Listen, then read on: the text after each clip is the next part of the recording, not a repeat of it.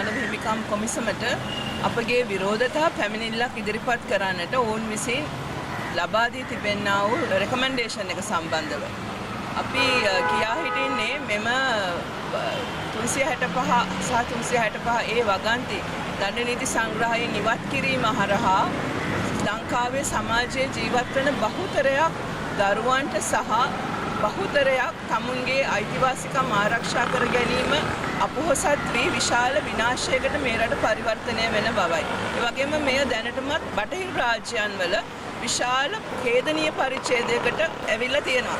උදාහරණයක් වශයෙන් මේ ඇවිල්ලා මුල් පියවර හෝමොසෙක්ෂුවැලිටි ඒ කියන්නේ සමලිංගිකත්වය ප්‍රවර්ධනය කිරීම සහ නීතිගත කිරීම ඉන් අනතුරුව විවාහයන් සඳහා අනුමැතිය දීම සහ දරුකමට සදා ගැනීම වැනි බොහෝ දේවල් වලට పూర్ව නිමිත්ත තමයි මේ.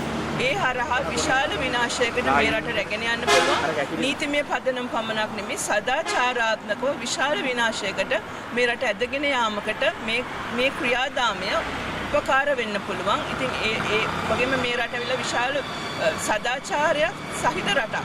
ආගමික පසුබිමක් සහිත රටක්. මේ කර තිබෙනා වූ රෙකමෙන්ඩේෂන් එක අපේ ආණ්ඩුක්‍රම ව්‍යවස්ථාව හරහා අපේ සදාචාරාත්මක මනුෂ්‍යයන්ගේ අයිතිවාසිකම් රැක ගැනීමට විශාල අනුග්‍රහයක් ලබා දීමට මානව හිමිකම් කොමිසම බැඳී සිටිනවා. ඉතින් මෙලෙස මෙවැනි දෙයක් කිරීම හරහා ඔවුන්ගේ අයිතිවාසිකම් ඔවුන්ට ලබා දී තිබෙනා වූ අවශ්‍ය කරන සීමාව ඉක්මවා යනවා කියන එක තමයි අපිට කියන්න තියෙන්නේ.